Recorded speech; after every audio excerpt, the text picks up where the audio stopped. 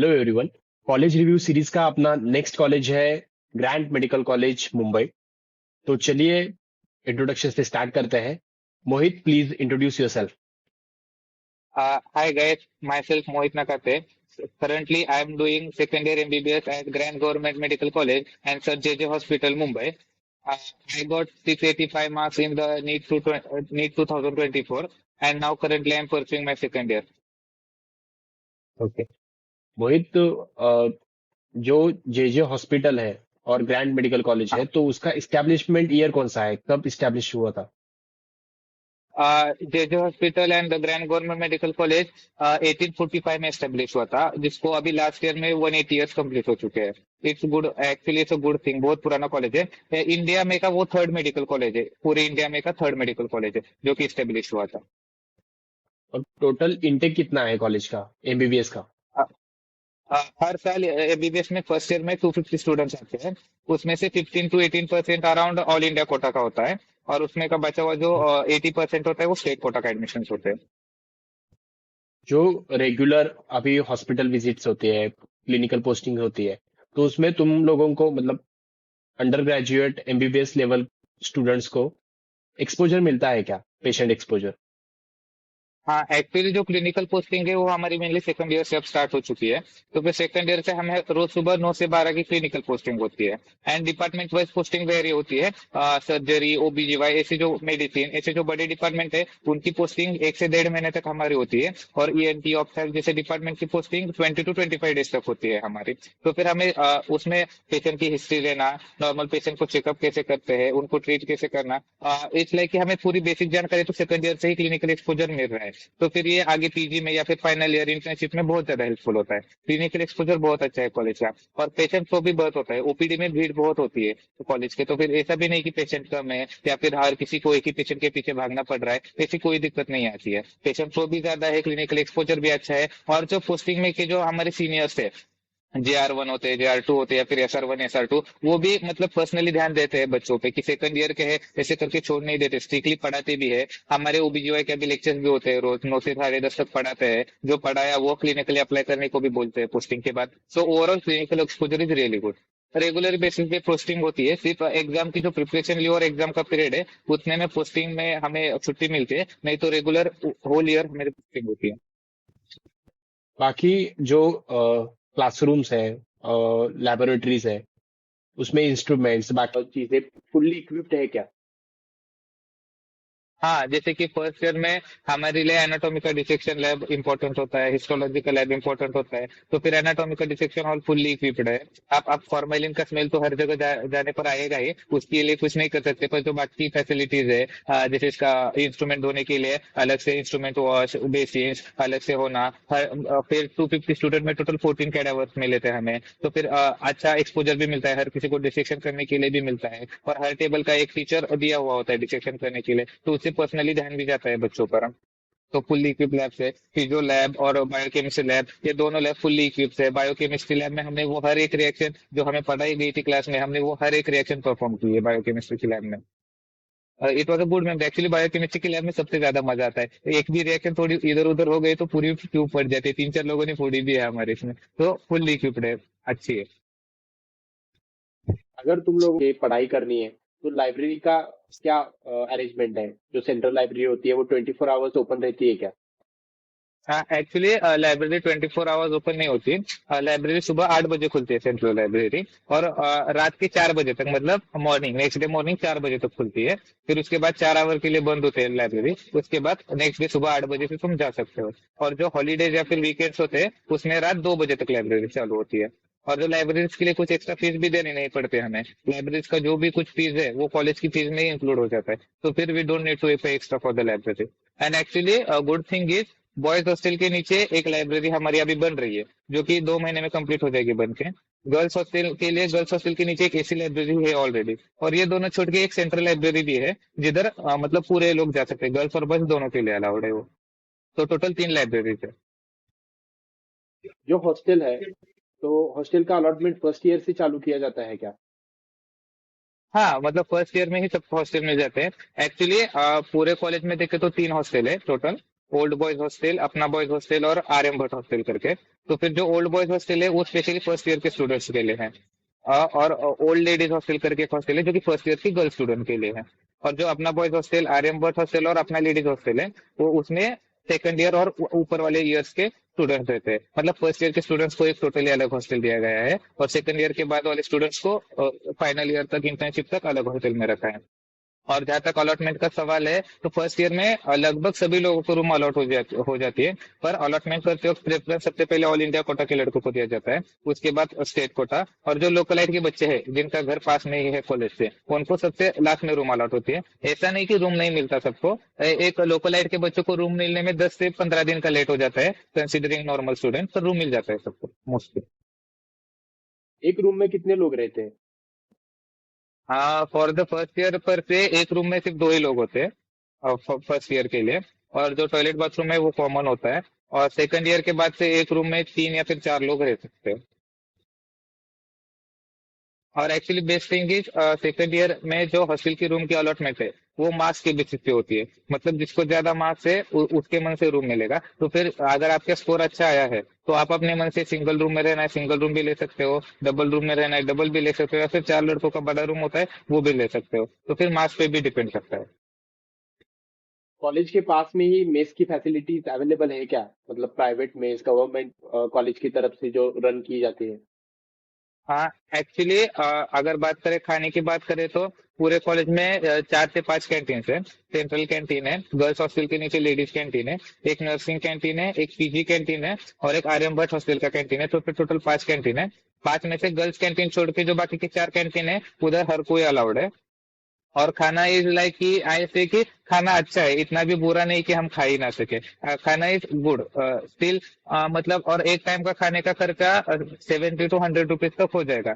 मतलब ऐसे मंथली पे नहीं करना पड़ता है। आज अभी मैंने जो खाया तो उसका बिल वो दे देते हैं, मुझे खा के पे करके जाना पड़ता है। रेस्टोरेंट लाइक सिस्टम होता है। और अगर फिर भी किसी का मन नहीं है कैंटीन का खाने का, तो फिर लोकल टिफिन सर्विस तो उधर होती ही है, तो फिर लोकल टिफिन सर्विस से भी हम टिफिन ले सकते हैं। अभी थोड़ा एक्स्ट्रा करिकुलर एक्टिविटीज के पास आते हैं।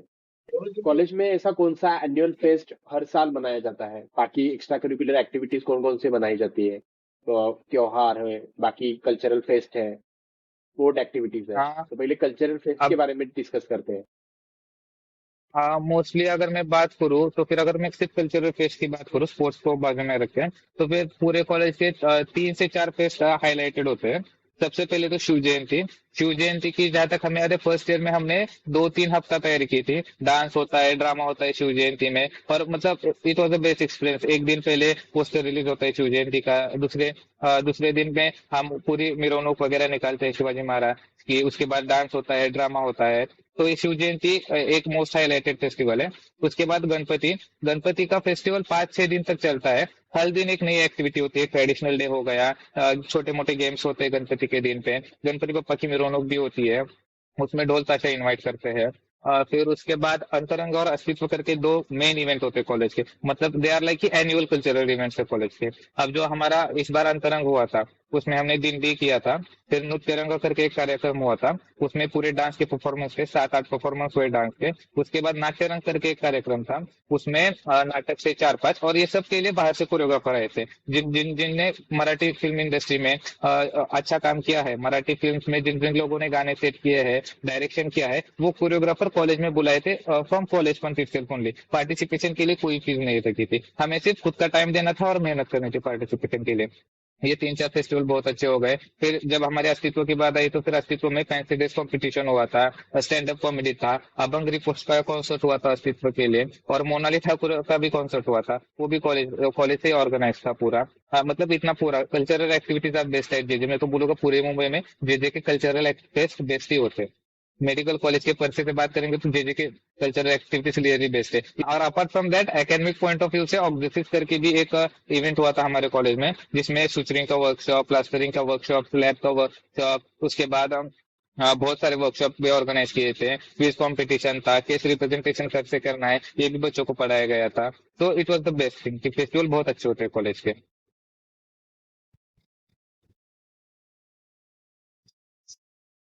भी स्पोर्ट के बारे में पूछता हूँ कि कौन कौन से स्पोर्ट फैसिलिटीज अवेलेबल है, ग्राउंड अवेलेबल है क्या?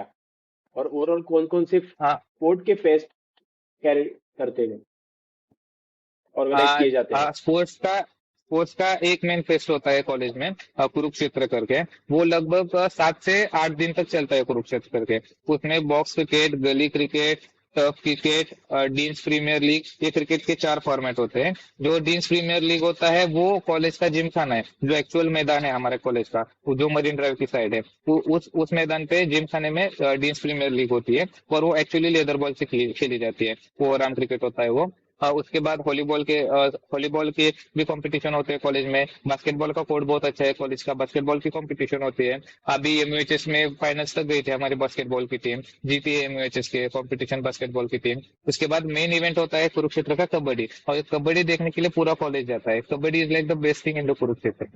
हाँ, पूरा कॉलेज मतलब कबड्डी में ही हल्ला मचाता है। कबड्डी 3-4 दिन चलती है, कबड्डी मोस्ट हाईलाइटेड इवेंट होता है। स्पोर्ट्स में बहुत स्कोप है कॉलेज में।